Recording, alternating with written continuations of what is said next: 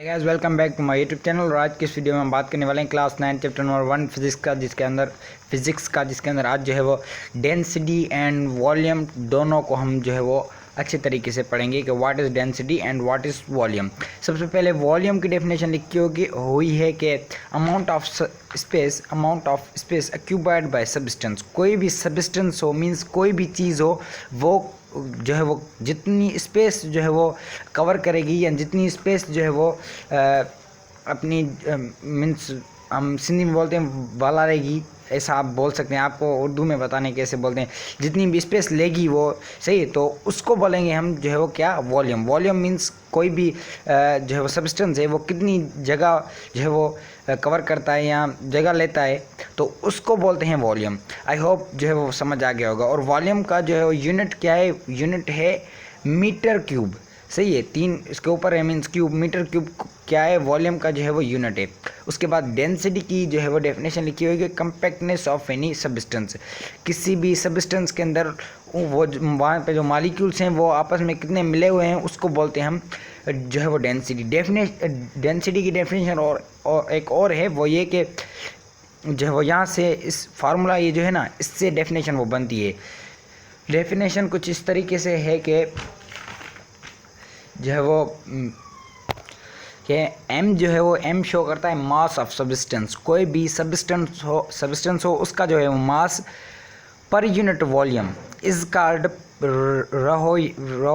रो means P से show करते हैं रो को, ये एक यूनिट है किसका, डेंसिटी का। बहरहाल डेफिनेशन इस फार्मूले से हमें क्या मिलता है, डेफिनेशन मिलती है डेंसिटी की। तो डेफिनेशन ये भी है और एक ये भी है, कंपैक्टनेस ऑफ एनी सब्सटेंस। कोई सब्सटेंस मॉलिक्यूल्स उसके कितने आपस में क्लोज हैं उसको बोलते हैं डेंसिटी। बहरहाल आगे चलते हैं। मेजरिंग सिलेंडर है हमारे पास। मेजरिंग सिलेंडर जो है वो cm सेंटीमीटर और मिलीमीटर में हमारे पास होता है, use to find the volume of liquids. Measuring cylinder किस काम आता है, उस काम आता है कि हम वॉल्यूम्स मालूम कर सकें लिक्विड्स के जो है वो। उसके बाद लिखा हुआ है कि pour the cylinder from the water and noted the level or reading on the water of in cylinder। इसका मतलब ये है कि कोई अगर सिलेंडर हो तो क्या करेंगे हम, ये पेन क्यों नहीं चल रही जो है वो कोई भी सिलेंडर हो उसमें हम वॉल्यूम किस तरीके से मालूम करेंगे चीज़ों का। सबसे पहले अगर यहाँ तक इस जो है वो सिलेंडर में पानी भरा हुआ है, सही है, यहाँ तक पानी भरा हुआ है, तो कोई भी सब्सटेंस इसके अंदर जो है वो हम इंक्लूड करेंगे, दाखिल करेंगे। उसके बाद जो है वो ये सेम सिलेंडर जो है वो इसकी कुछ ना कुछ, अगर ये 5 मिलीलीटर पे है ना, ml पे है, तो अगर हम इसमें कोई भी सब्सटेंस डालेंगे तो क्या हो जाएगा, ये कुछ ना कुछ डिक्रीज हो जाएगा आगे। अगर सब्सटेंस डालेंगे ऑफकोर्स डिक्रीज हो जाएगा, क्योंकि वो जो है वो कुछ जगह जो है वो लेगा, वो जो सब्सटेंस हम इसमें दाखिल करेंगे। मिसाल के तौर पर यहाँ तक इंक्रीज़ हो गया, ये सेम चीज़ यहाँ तक इंक्रीज़ होगी, मीन्स 7 जो है वो मिलीमीटर ये पानी इंक्रीज़ हो गया। तो क्या करेंगे, 7 मिलीलीटर से जो है वो 5 मिलीलीटर जो है वो माइनस करेंगे तो 2 मिलीलीटर, मीन्स जो सब्सटेंस है हमें मिला, जो सब्सटेंस मिला हमें उसका वॉल्यूम क्या है, 2 ml है, सही है। इस तरीके से जो है वो फाइंड होता है। बहरहाल इसमें जो है वो ml नहीं आएगा, इसमें आएगा 2 मीटर क्यूब, क्योंकि हम वॉल्यूम मालूम कर रहे हैं, जो मालूम करेंगे उसका जो है वो यूनिट आएगा। बहरहाल इस तरीके से ये जो है वो रीडिंग ली जाती है मेजरिंग सिलेंडर। इस ये जो मैंने अभी बात कही ना, इसका बारे में आगे हम जो है वो डिटेल में पढ़ने वाले हैं अभी। तो आगे जो है वो पॉइंट लिखा हुआ है, to see the accurate reading we should keep the eyes level full according to meniscus. जो है वो मिनिस्कस क्या होता है उसके अकॉर्डिंग हमें जो है वो क्या करने होते हैं, जो है वो आइज़ फुल फोकस करने होते हैं। ये आप देखें, इसकी आइज़ हैं ये फुल सीधी हमें देखनी होंगी। अगर हम सीधा नहीं देखेंगे ना, एक जो है वो चीज़ होती है जिसको हम बोलते हैं मिनिस्कस। मीन्स अगर आप जो है वो यहाँ से सीधा आप जो देखेंगे ना, तो यहाँ पर थोड़ा सा पानी नीचे आता हुआ आपको दिखेगा, नीचे आता हुआ मिनिस्कस वो होता है। मीन्स मिनिस्कस जो है वो कभी कभी ऊपर भी रीडिंग दिखा देता है, कभी नीचे वाला मिनिस्कस भी होता है, ऊपर वाला मिनिस्कस भी होता है। समटाइम्स जो है वो नीचे मिनिस्कस हो जाता है तो हम रीडिंग एक्यूरेट नहीं ले पाते, समटाइम्स जो है वो मिनिस्कस ऊपर हो जाता है तो हम जो है वो फिर भी रीडिंग एक्यूरेट नहीं ले पाते। इसलिए जो है वो आइज़ एक्यूरेट रखनी है, सीधी रखनी है, ताकि मिनिस्कस पैदा ना हो, मिनिस्कस नहीं हो। Meniscus is like a error, ये एक एरर की तरह वर्क करता है मिनिस्कस रीडिंग लेते वक्त, सही। तो मेजरिंग सिलेंडर के बारे में ये सब कुछ था जो मैंने आपको बता दिया। पॉइंट्स बुक के अंदर से ही हैं सारी, बट इम्पोर्टेंट हैं। वॉल्यूम ऑफ लिक्विड, ये सेम बात पीछे हमने कर ली है, फिर भी यहाँ पर उन्होंने टॉपिक दिया है तो टॉपिक को देखना होगा।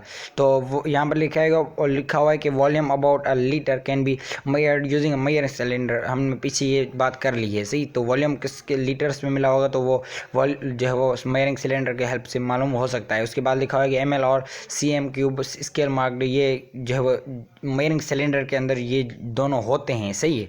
ये बात वही कर रहा है। रेगुलर सॉलिड और इरेगुलर सॉलिड, अब जो है वो मेन टॉपिक आता है वॉल्यूम का, जो इम्पोर्टेंट है बहुत।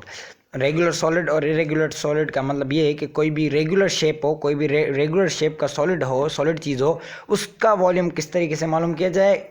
और जो है वो कोई भी इरेगुलर शेप हो या इरेगुलर सॉलिड शेप हो किसी भी ऑब्जेक्ट की, तो उसका वॉल्यूम किस तरीके से मालूम किया जाए, ये बहुत इंपॉर्टेंट चीज़ है। अगर कोई रेगुलर, अब सुने, अगर कोई रेगुलर सॉलिड होगा जिसका जो हमें वॉल्यूम मालूम करना होगा, वो फार्मूले की हेल्प से मालूम करेंगे। If any object has a regular shape, its volume can be measured, its volume can be calculated thought volume of sphere. इसका एक फार्मूला ये है, और भी फार्मूलाज हमें मिले हुए हैं। अगर कोई रेगुलर ऑब्जेक्ट हो, उसका जो है वो पहले वाला फार्मूला स्पेरिकल हो, तो अगर कोई ऑब्जेक्ट रेगुलर हो मींस स्पेरिकल शेप में हो, सर्कुलर या स्पेरिकल में हो, तो उसका जो है वो किस तरीके से हम मालूम करेंगे वॉल्यूम। V = 4/3 पाई आर का क्यूब। पाई आर का क्यूब किस वॉल्यूम ऑफ स्फीयर का फार्मूला ये है, means it is a regular solid, sphere is a regular solid, that's why it has a formula by which we can find its volume. So एक formula ये हो गया हमारा। दूसरा फार्मूला है वॉल्यूम और रेक्टेंगुलर ब्लॉक। कोई भी रेक्टेंगुलर ब्लॉक हो इस तरीके से, मीन्स रेक्टेंगुलर क्या होता है, जिसके आमने सामने वाले जो है वो मिले हुए हों तरफ, सही है। जैसे कि ये एक रेक्टेंगुलर है, तो इसका जो है वो ये भी एक रेगुलर शेप है, तो इसका भी एक फार्मूला है length multiply width multiply height. इनको आपस में मल्टीप्लाई करेंगे तो हमें वॉल्यूम मिल जाएगा किसका, रेक्टेंगुलर ब्लॉक का, जैसे ये है, सही। इस तरीके से एक और है कि वॉल्यूम ऑफ अ सिलेंडर, कोई सिलेंडर हो मिसाल के तौर पर, जैसे ये, इसको छोड़ दें, ये एक इरेगुलर सॉलिड की, इस पर अलग से हम बात करेंगे। बहरहाल कोई भी अगर जो है वो सिलेंडर ऑब्जेक्ट है जैसे कि ये, तो इसकी जो है वो किस तरीके से हम इसका वॉल्यूम फाइंड करेंगे। पाई मल्टीप्लाई रेडियस, ये यहाँ पर लिखा है pi multiply V = pi multiply R का स्क्वायर मीन्स रेडियस का स्क्वायर मल्टीप्लाई हाइट करेंगे तो हमें मिल जाएगा किसका वॉल्यूम, सिलेंडिकुलर ऑब्जेक्ट का वॉल्यूम, सही। तो कुछ वो रेगुलर सॉलिड जिसका जो है हम वॉल्यूम फाइंड कर सकते हैं, उनके फार्मूलाज यहाँ पर लिखे हुए हैं। अब जो है एक और बात मैं करना चाहूँगा, वो ये कि मैं न्यूमेरिकल सॉल्व नहीं कर रहा। अब मुझे चाहिए कि मैं आपको प्रॉब्लम्स करवाऊँ इस फार्मूले के ऊपर, इस फार्मूले के ऊपर, इस फार्मूले के ऊपर, इस पर एक अलग वीडियोस बनेंगी, सही है, लास्ट में, इस चैप्टर के लास्ट में, बाद में। बहरहाल फ़िलहाल मैं न्यूमेरिकल्स के ऊपर बात नहीं करना चाहता क्योंकि वहाँ पर टाइम लग जाएगा हमें। तो फिलहाल जो है वो थ्योरेटिकल पढ़ते जाएंगे, लास्ट में जो है वो मैं न्यूमेरिकल्स आपको सॉल्व करवा दूँगा, सही है। आई होप आपको जो है वो माइंड नहीं होगा। तो इरेगुलर सॉलिड के ऊपर हम अब बात करेंगे। रेगुलर के हम बात कर ली हमने, क्योंकि रेगुलर जो है वो, अगर रेगुलर कोई भी सॉलिड हो तो उसका जो है वो हम आसानी से मालूम कर सकते हैं क्या, वॉल्यूम। अब जो है वो इरेगुलर सॉलिड के ऊपर अगर हम बात करेंगे तो irregular objects can be calculated by lowering the object in a particular field measuring cylinder, the rise volume of the water due to the object will be subtracted from the। मैं बस समझाता हूँ आपको, मुझे पता है ये क्या कह रहा है। सबसे पहले एक दफ़ा आपको इसको देखना है, ये सारी बात जो कह रहा है वो मैं आपको ज़ुबानी बता देता हूँ। अगर कोई भी इरेगुलर ऑब्जेक्ट हो, जैसे कि रॉक एक पत्थर है, सही है, जो इस तरीके से कुछ इस तरह, मैंने तो एक गोल बना लिया है इसको, बहरहाल आपको पिक दिख रही है, आप यहाँ यहीं से देख रहे हैं, एक इरेगुलर ऑब्जेक्ट है, सही, इसकी कोई शेप नहीं है, इरेगुलर शेप का ऑब्जेक्ट है, सही है। तो इसको इन ऑब्जेक्ट की इस तरीके से जो ऑब्जेक्ट्स होंगे उनकी जो है वो मेजरमेंट किस तरीके से की जाएगी, उसका वॉल्यूम किस तरीके से फाइंड किया जाएगा, कुछ इस तरीके से कि कोई सिलेंडर होगा, सही है। सबसे पहले सिलेंडर के ऊपर अगर हम मिसाल के तौर पे यहाँ पर जो है वो 200 हैं, सही है, यहाँ पर 200 हैं, 200 के ऊपर इसका पानी है। एम है या ml है वो बात की बात है। बहरहाल 200 के ऊपर इसने पानी जो है वो फिल किया है, इसने पोर किया है वाटर को यहाँ तक।